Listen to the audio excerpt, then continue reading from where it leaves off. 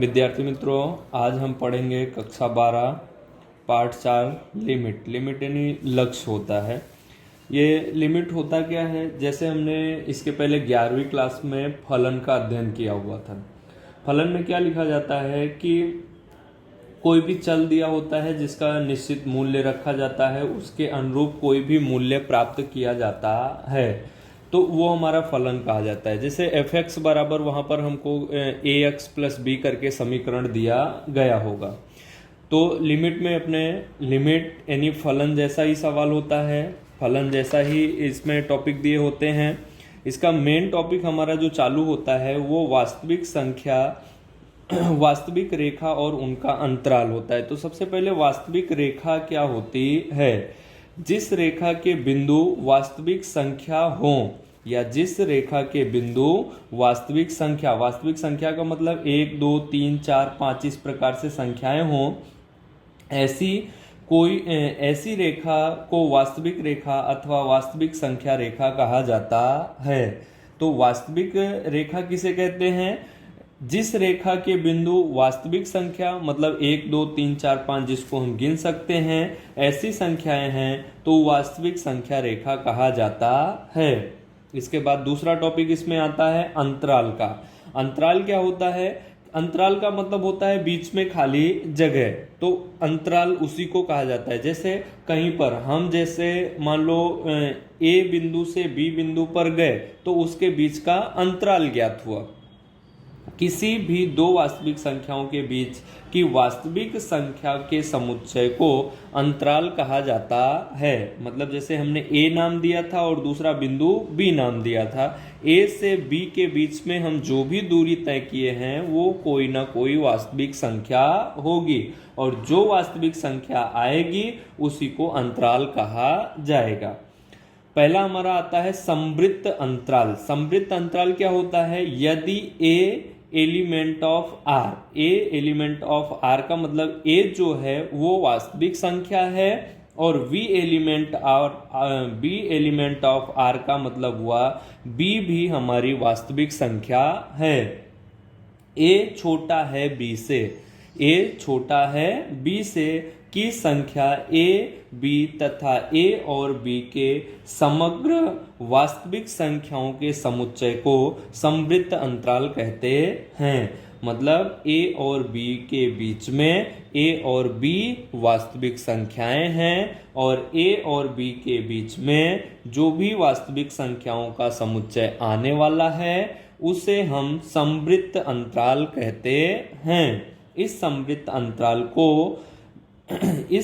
अंतराल को बड़े कोष्ठक के अंदर a, b द्वारा प्रदर्शित करते हैं। a, b बराबर मझला कोष्ठक x such that a less or equal x less or equal b। x जो है वो भी यहाँ पर वास्तविक संख्या है, तो ये हमारा संवृत्त अंतराल हुआ। अगर किसी a और b जो कि हमारी वास्तविक संख्याएं हैं उनको अगर हम बड़े कोष्ठक के अंदर रखते हैं तो उसे हम संवृत्त अंतराल कहते हैं। विवृत्त अंतराल में भी ऊपर जैसा ही होता है कि a एलिमेंट ऑफ r मतलब a वास्तविक संख्या है, b एलिमेंट ऑफ r मतलब b भी हमारी वास्तविक संख्या है, और a less than b, a छोटा है b से हो तो a और b के सिवाय, a और b के अलावा, परंतु a और b के बीच समग्र वास्तविक संख्याओं के समुच्चय को विवृत्त अंतराल कहते हैं। विवृत्त अंतराल को a, b द्वारा प्रदर्शित किया जाता है। मतलब a और b के सिवाय a और b के बीच में। जैसे मान लो हम एक उदाहरण देते हैं 2 और 10 का। 2 मान लेते हैं a बराबर है और b बराबर हमारा क्या है 10, तो इन्होंने क्या लिखा? a और b के सिवाय, a और b के सिवाय मतलब 2 और 10 के अलावा। परंतु a और b के बीच में, a और b के बीच का मतलब 2 से जो बड़ी संख्याएं आई है और 10 से जो छोटी संख्या, मतलब 3, 4, 5, 6, 7, 8, 9 जो आया हुआ है उस संख्या के समुच्चय को विवृत अंतराल कहा जाता है। विवृत अंतराल को छोटे कोष्ठक के अंदर रखा जाता है।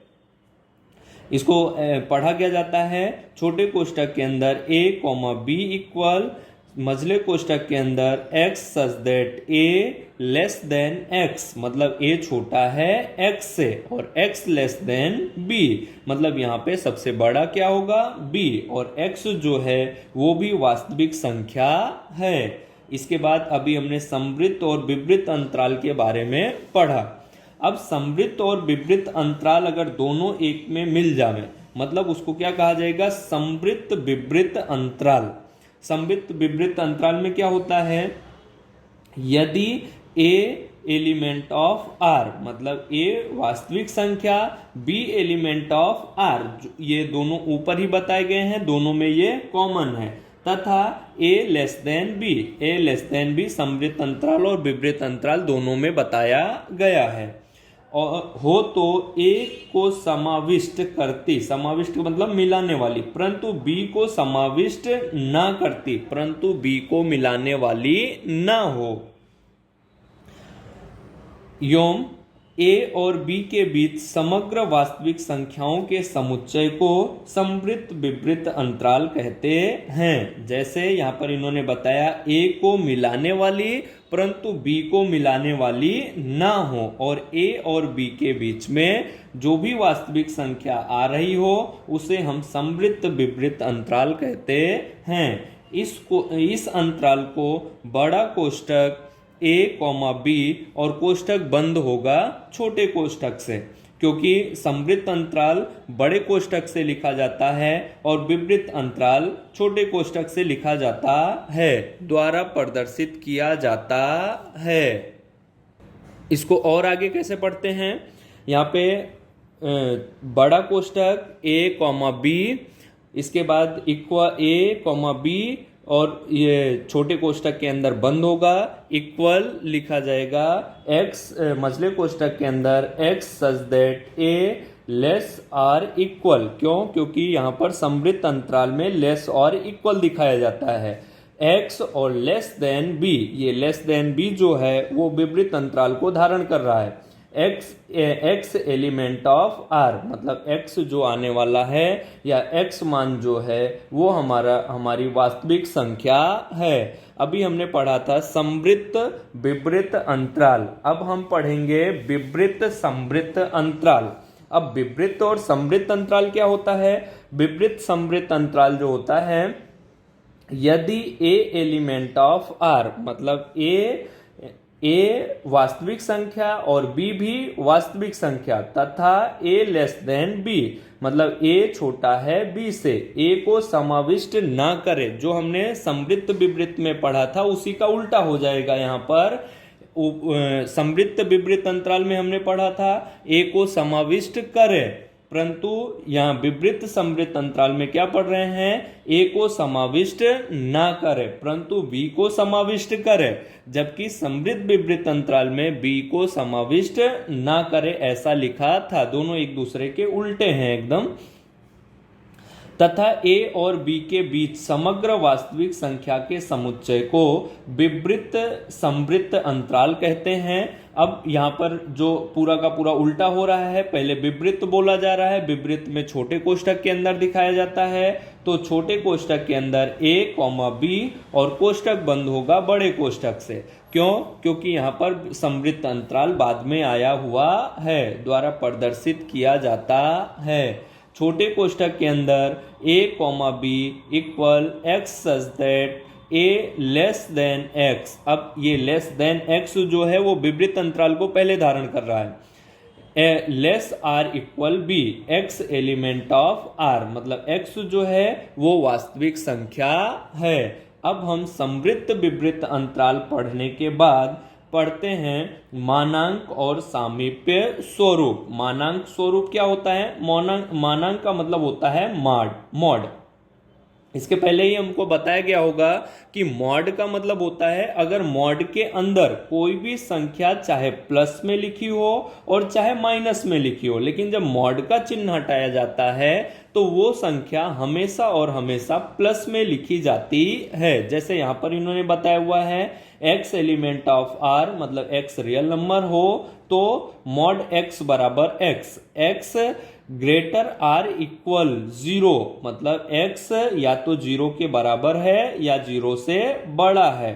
फिर नीचे इन्होंने बताया कि -x यदि x लेस देन x हमारा छोटा है किससे, 0 से, तब हमारा x माइनस में आने वाला है। जैसे यहां पर हमको एक उदाहरण बताया हुआ है, वास्तविक संख्याओं का मानांक हमेशा अऋण होता है। जो इसके पहले बताया गया कि वास्तविक संख्या लिखी होती है उसके मॉड के अंदर चाहे चिन्ह हमारा प्लस का हो और चाहे माइनस का हो, लेकिन लिखा प्लस का ही जाता है। तो मॉड 3 का मान हमारा 3 ही आएगा, लेकिन हमने बताया कि अगर चाहे माइनस हो और चाहे प्लस, मॉड हटेगा तो संख्या किस में लिखी जाएगी, प्लस में, तो यहां पर प्लस में दिखाई गई है। आगे देखेंगे, मॉड x माइनस ए लेस देन डेल्टा का अर्थ, मानांक की परिभाषा का उपयोग करके, मानांक का मतलब अभी जो हमने मॉड बताया, x माइनस ए लेस देन x बराबर होता है x माइनस ए लेस देन डेल्टा, यदि x हमारा बड़ा है या बराबर है a के, अथवा इसको क्या कहा जाता है दूसरे रूप में, x less than a plus delta, x greater or equal a। अब दूसरी बार में हमारा a अगर पहले आए, a माइनस एक्स हो, a x माइनस डेल्टा हो, तो x लेस देन a मतलब x a से छोटा है, अथवा इसको और कैसे लिखा जा सकता है, x greater or equal a minus delta, यदि x लेस देन a अगर x का मान हमारा छोटा है a से, तो यहाँ पर और विस्तार से इसको अगर लिखना होगा या सूत्र के रूप में लिखना होगा, मानांक स्वरूप का ये हमारा सूत्र कहा जाता है, x minus A mod x minus A less than delta, x element of a minus delta और a प्लस डेल्टा। अगर a और डेल्टा का मान अलग अलग दिया होता है तो हम इस फॉर्मूले का प्रयोग करते हैं।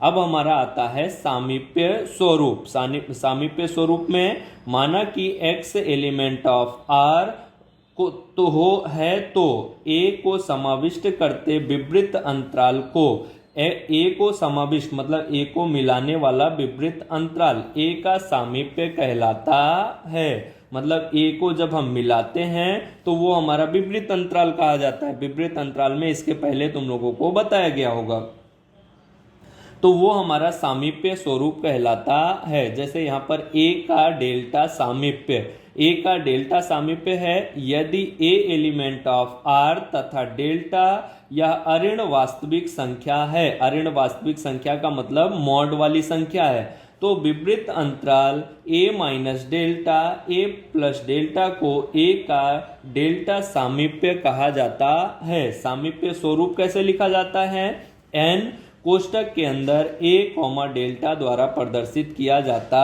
है, या समझा जा सकता है n a minus a comma delta x such that a minus delta less than x less than a plus delta.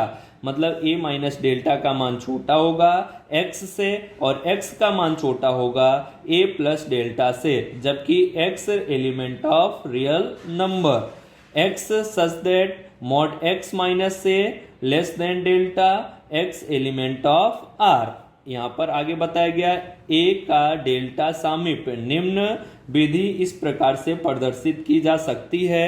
अगर हमको सामीप्य स्वरूप लिखना है a और डेल्टा का मान आना चाहिए, अगर अंतराल स्वरूप लिखना है तो भी a डेल्टा का मान आना चाहिए, अगर मानांक स्वरूप लिखना है तो a डेल्टा का मान होना चाहिए, अंतराल स्वरूप लिखना है तो भी a और डेल्टा का मान लिखना होगा। तो सबसे पहले यहाँ पर हम a और डेल्टा का मान ही ढूंढने का प्रयास करेंगे। अगर हमें सामीप्य स्वरूप लिखना है तो लिखेंगे n a कॉमा डेल्टा मानांक स्वरूप लिखना है तो मॉड x माइनस ए लेस देन x, और अंतराल स्वरूप लिखना है तो a माइनस डेल्टा और a प्लस डेल्टा लिखा जाता है।